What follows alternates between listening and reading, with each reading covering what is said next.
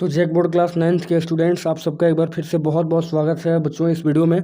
अभी के इस वीडियो में हम लोग हिंदी देखने वाले हैं, जो आपके 29 जो जनवरी है एग्ज़ाम जो होने वाला है 29 जनवरी को। तो उस दिन के लिए कुछ मोस्ट इंपॉर्टेंट क्वेश्चन देखेंगे हम लोग हिंदी का, ठीक है। तो चलिए वीडियो को स्टार्ट करते हैं ज़्यादा टाइम नहीं गवाते हुए। और एक इन्फॉर्मेशन आपको सिर्फ दे देते हैं कि इसका सबका प्लेलिस्ट बना हुआ है हिंदी का, ये भी वीडियो आपका वही प्लेलिस्ट में ऐड हो जाएगा, आप उसको रिविज़न आराम से कर सकते हैं। तो चलिए हम लोग देखते हैं कि आज की इस वीडियो में कौन कौन सा सवाल है। देखिए, सबसे पहला तो आपको हिंदी में एक पैसेज देगा। पैसेज में देखिए, इस बार का पैसेज ये है कि देश प्रेम क्या है, क्या प्रेम ही तो है, इस प्रेम का आलंबन क्या है, सारा देश अर्थात मनुष्य, पशु पक्षी, नदी नाले, वन पर्वत सहित सारी भूमि। यह प्रेम जी किस प्रकार का है? यह साहचर्यगत प्रेम है, जिनके बीच हम रहते हैं, जिन्हें हम बराबर आंखों से देखते हैं, जिनकी बातें बराबर सुनते रहते हैं, जिनका हमारा हर घड़ी का साथ रहता है। सारांश यह है कि जिसके सानिध्य का हमें अभ्यास पड़ जाता है, उसके प्रति लोभ या राग हो सकता है। देश प्रेम यदि वास्तव में अंतःकरण का कोई भाव है तो यही हो सकता है। यदि यह नहीं तो वह कोरी बकवास या किसी और भाव के संकेत के लिए गढ़ा हुआ शब्द, यानी कि देश प्रेम से रिलेटेड एक पैसेज था। अब इसका क्वेश्चन देखेंगे। क्वेश्चन देखिए, बोल रखा है, पहला क्वेश्चन बोला है कि देश प्रेम क्या है। तो नेम है या टेम है या प्रेम है या क्षेम है। ऑप्शन में बड़ा गजब का दिया है। तो देश प्रेम क्या है यहाँ पर? देश प्रेम और क्या है? तो प्रेम ही तो है, यानी ऑप्शन नंबर 3। सेकंड क्वेश्चन है, इस प्रेम का आलंबन क्या है। इस प्रेम का आलंबन क्या है? तो आधा देश, थोड़ा देश, कुछ देश या संपूर्ण देश। तो ये देश प्रेम जो था, आलंबन इसका संपूर्ण देशों के, यानी ऑप्शन नंबर 4। फिर बोला देश प्रेम किस प्रकार का प्रेम है। तो साहचर्यगता प्रेम पहले ही पैसेज में दे रखा था, साहचर्यगत प्रेम, ठीक है, साहचर्यगत यानी देश प्रेम किसका है? साहचर्यगत प्रेम है। उसके बाद चौथा क्वेश्चन है, जिनके सानिध्य का हमें हमें क्या पड़ जाता है। तो जिनके सानिध्य का हमें अभ्यास पड़ता है, जिनके सानिध्य का हमको अभ्यास पड़ता है। उसके बाद राग का विलोम क्या होगा। तो राग का विलोम यहाँ पर हो जाएगा विराग, राग का विलोम होगा विराग। तो पहला पैसेज तो हम लोग कंप्लीट कर चुके हैं। अब दूसरा पैसेज देखेंगे। दूसरा पैसेज जो है वो कहा जा रहा है उसमें कि भूखा व्यक्ति क्या पाप नहीं करता, अर्थात सभी पाप करते हैं। धन के छीन मनुष्य दयाहीन हो जाता है, उसमें कर्तव्य और अकर्तव्य का विवेक नहीं रहता। यही दशा आज के युग की है। चारों ओर डकैतियां, छीना झपटी और लूट खसोट सुनाई पड़ती है। कहीं बैंक लूटने का समाचार अखबार में छपा हुआ मिलता है, तो कहीं पर गाड़ियां लूटने का। मनुष्य के जीवन से आनंद और उल्लास जाते रहे हैं, उसे अपनी और अपने परिवार की रोटियों की चिंता है, चाहे उसका उपार्जन सदाचार से हो या दुराचार से हो। मतलब कि कहा जा रहा है कि आदमी जो है सही तरीके से कमाए या गलत तरीके से, उसको सिर्फ रोटी की चिंता होती है ज़्यादातर, ठीक है। इसमें यही बोला गया कि पैसा जिससे भी कमाओ, रोटी का चिंता हमेशा बना रहेगा। आजकल श्रमिक हो या अनवरत बौद्धिक श्रम करने वाला विद्वान, सभी बेरोजगारी के शिकार बने हुए हैं। निरक्षर तो किसी तरह अपने पेट भर लेते हैं, परंतु पढ़े लिखे व्यक्ति की स्थिति बहुत खराब है। बिल्कुल सही बात बोला है। पढ़ा लिखा व्यक्ति जो है वो लेबर कुली का काम नहीं कर सकता, लेकिन अनपढ़ जो है, जो नहीं पढ़ा लिखा निरक्षर, वो तो अपना किसी भी तरीका का काम करके अपना पेट भर सकता है। तो ये रहा पैसे, परंतु पढ़े लिखे लोगों की स्थिति बहुत ही खराब है। सही बात बोला है। अब हम लोग क्वेश्चन देखेंगे। क्वेश्चन बोल रखा है क्या कि भूखा व्यक्ति क्या नहीं करता। भूखा व्यक्ति जो है वो क्या नहीं करता। तो भूखा व्यक्ति क्या क्या नहीं करता। तो भूखा व्यक्ति पाप नहीं करता, ठीक है, पाप नहीं करता। सेकंड है, ये 7वां क्वेश्चन है, धन से छीन मनुष्य क्या हो जाता है। तो धन से जो छीन मनुष्य होता है वह हो जाता है दयाहीन, ठीक है। धन से छीन जो होता है वो दयाहीन हो जाता है, ऑप्शन नंबर 3। उसके बाद आगे क्वेश्चन है, आज किस ओर डकैतियां आज किस ओर डकैतियाँ, छीना झपटी और लूट खसोट सुनाई पड़ती है। तो आज जो है चारों ओर, ठीक है, आज चारों ओर जो है वो लूट खसोट और छीना झपटी की समस्याएं सुनाई पड़ती है। उसके बाद 9वां क्वेश्चन है कि किसके जीवन से आनंद और उल्लास ना जाने कहाँ गायब हो गए। तो पशु के, मनुष्य के, पक्षी के या सब के। तो पैसेज के अनुसार जो आपका आंसर होगा वो हो जाएगा मनुष्य के। मनुष्य का आनंद उल्लास जो है कहीं पर खो गया है। बिल्कुल ऐसा ही लगता है आज के भाग दौड़ भरी जिंदगी में। आगे आजकल सभी किसके शिकार बन गए हैं। तो सभी बेरोजगारी के शिकार बन गए हैं, कि 10 का ऑप्शन नंबर 1 होगा। आगे एक पत्र दे रखा है, और पत्र में देखिए, प्रिय मित्र नमस्कार। सुरेश चंद्र जो है तुम्हारा प्रिय मित्र, बोला सुरेश चंद्र, यानी अपना प्रिय मित्र को एक पत्र लिखा है, और इसमें कह रहा है वो कि प्रिय मित्र नमस्कार, तुम्हारा खाली स्थान मिला, ठीक है, पढ़कर आनंदित हुआ। तुम्हें खाली स्थान जाने का मन है तो मैं भी इच्छुक हूँ। वार्षिक, फिर आपको खाली स्थान दे रखा है, फिर बोला के बाद फिर खाली स्थान बना रहा हूँ। रांची जिले में कोई झरना देखने चलेंगे। घर में सबों को मेरा खाली स्थान, प्रणाम और नमस्कार करना। अब पत्र समाप्त करता हूँ। तो देखिए, नमस्कार तुम्हारा, नमस्कार तुम्हारा जो है 11 में क्या भरा आएगा, नमस्कार तुम्हारा भाई, भाई समान, समान या पत्र, तो नमस्कार तुम्हारा पत्र मिला, ठीक है। 4 नंबर होगा, फिर पढ़कर आनंदित हुआ तुम्हें, तुम्हें खाली स्थान बोला गया है, खाली स्थान, तो तुम्हें घूमने जाने का मन है, तो ऑप्शन नंबर 2 का घूमने जाने का मन है, तो मैं भी इच्छुक हूँ। वार्षिक, वार्षिक परीक्षा, ठीक है, 13 का हो जाएगा वार्षिक परीक्षा, और फिर 14वां में होगा कि वार्षिक परीक्षा के बाद बना रहा हूँ, यानी कि प्रोग्राम बना रहा हूँ, ठीक है, यानी कार्यक्रम बोल सकते हैं आप, कार्यक्रम बना रहा हूँ जाने का। और बोला है कि झरना देखने चलेंगे, घर में सबों को मेरा, घर सबों को मेरा, 15वां है यथा योग्य प्रणाम, ठीक है, यथा योग्य तुम जैसा पाएंगे, यथा योग्य जितना शक्ति है उस हिसाब से मेरा प्रणाम और नमस्कार कहना। तो ये रहा आपका पत्र, ठीक है। आगे हम लोग देखेंगे व्याकरण से कुछ क्वेश्चन है, बढ़िया बढ़िया क्वेश्चन है व्याकरण से। बोला कवि का स्त्रीलिंग रूप क्या होता है, कवि का स्त्रीलिंग रूप जो है क्या होता है, देखिए कवित्री, कवित्री, कवित्री या कवित्री, सब तो कवित्री दे रखा है, लेकिन आपको सही ऑप्शन यहाँ ढूंढना है, तो कवित्री यानी कि ऑप्शन नंबर 4 होगा सही। आगे बोला घोड़ा का बहुवचन रूप, घोड़ा का बहुवचन रूप क्या होगा, तो घोड़ा का बहुवचन यहाँ पर हो जाएगा घोड़े। नेक्स्ट है मानव का विशेषण क्या होता है, मानव का विशेषण क्या होता है, तो मानव का विशेषण होगा मानवीय, और उसमें दुर्ग ही लगेगा मानवीय, यानी ऑप्शन नंबर 3। उसके बाद अगला क्वेश्चन है कि मैं पर किस कारण का, मैं, ठीक है, मैं पर किस कारक का चिन्ह है, मैं और पर किस कारक का चिन्ह है, तो वो दोस्तों अधिकरण का होता है, अधिकरण कारक का होता है मैं और या पर।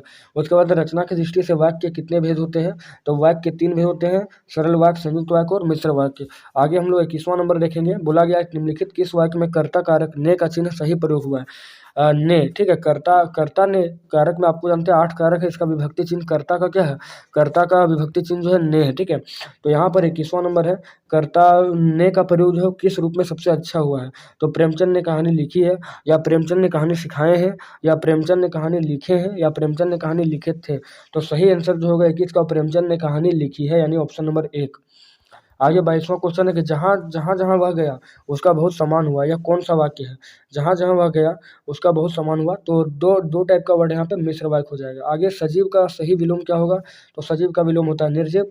नेक्स्ट इनमें से आँख का पर्यायवाची शब्द कौन नहीं है, तो नेत्र भी होता है, चक्षु भी होता है, नयन भी होता है, नासिका नाक का होता है, इसलिए नासिका आंसर यहाँ पर सही हो जाएगा।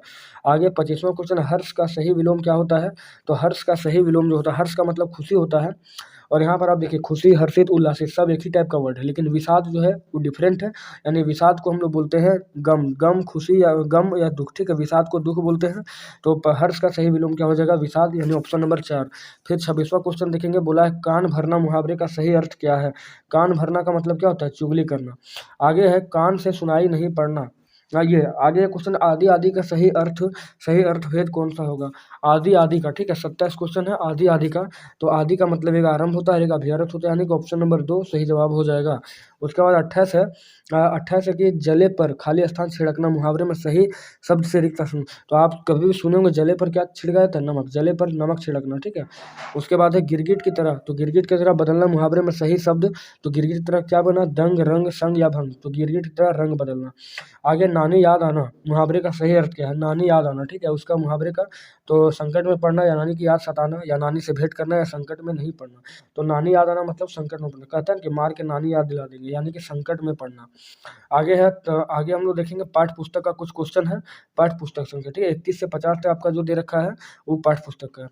तो पहला, दो बैलों की कथा किस प्रकार की पाठ है, दो बैलों की कथा जो है वो किस टाइप का पाठ है, 31 नंबर, तो ये हो जाएगा एक कहानी है।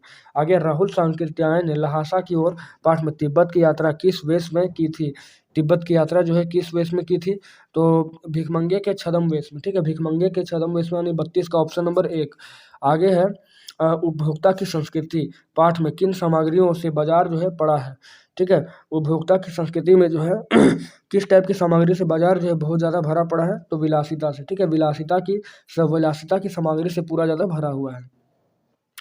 नेक्स्ट है सावले सपनों की याद पाठ में किसका वर्णन हुआ है, किसका वर्णन हुआ है सावले, तो साली मली का वर्णन हुआ है। नेक्स्ट है 35वां क्वेश्चन कि नाना साहब की पुत्री देवी मैना को क्या कर दिया गया था, तो नाना साहब की पुत्री देवी मैना को जो है भस्म कर दिया गया था, यानी ऑप्शन नंबर 2।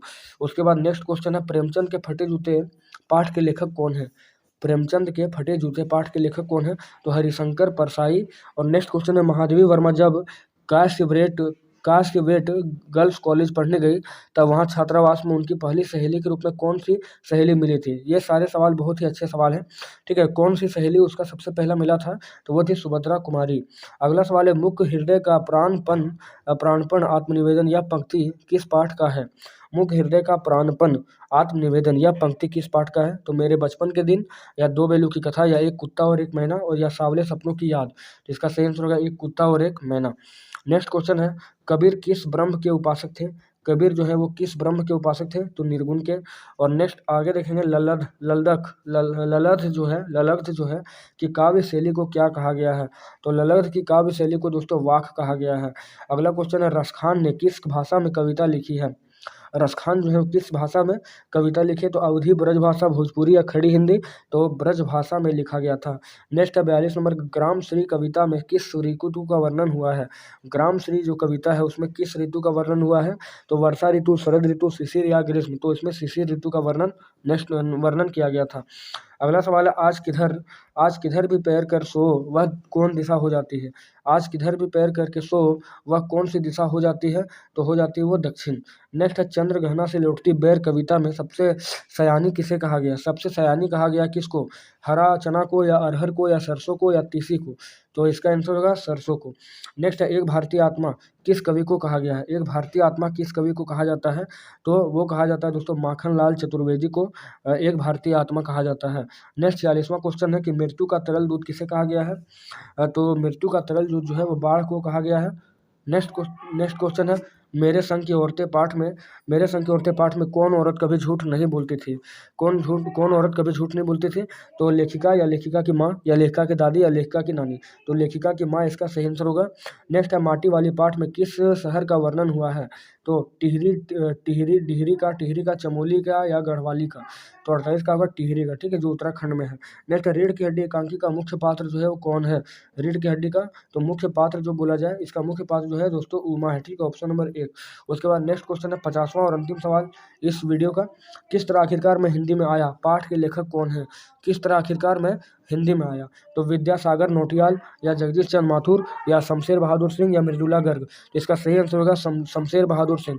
और दोस्तों आपको बता दें कि पाठ और उसके लेखक और वो कौन सा चैप्टर है, जैसे कि एकांकी है, या यात्रा वृत्तांत है, ठीक है, इस या व्यंग्यात्मक है, या हास्य कविता है, जो भी है इसको आपको याद करना ही पड़ेगा।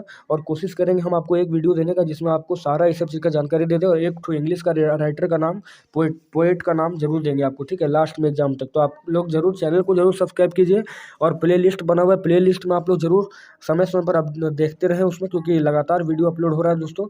और बस एक ही आप लोग से यही है निवेदन है कि आप लोग जरूर वीडियो को शेयर करें, और हो सके जितना भी हो चैनल को सब्सक्राइब करके बेल आइकन में पूरा प्रेस करें, ताकि जितने भी इंपॉर्टेंट नोटिफिकेशन है सभी आपके पास जाए, और एग्ज़ाम का तैयारी बहुत ही बेहतरीन तरीके से हो। और बड़ा बात यह है कि आप सबको बहुत बहुत धन्यवाद, ठीक है, क्योंकि आज हमारा 1000 सब्सक्राइबर पूरा हुआ, इसमें आप सभी का योगदान बहुत ज़्यादा है दोस्तों। जल्दी से जल्दी और वीडियो शेयर कीजिए, ताकि मेरा मोटिवेशन भी और बढ़े, और आप सबके लिए बहुत ही अच्छा वीडियो लेकर आए, और कम से कम आपका A+ फाइनली इस बार के एग्जाम में ज़बरदस्त बने, और आप परिवार में जो है गर्व के साथ एक जी सके दोस्तों, ठीक है, क्योंकि यही उम्मीद है हमारा। तो चलिए मिलते हैं आपसे एक नेक्स्ट वीडियो में।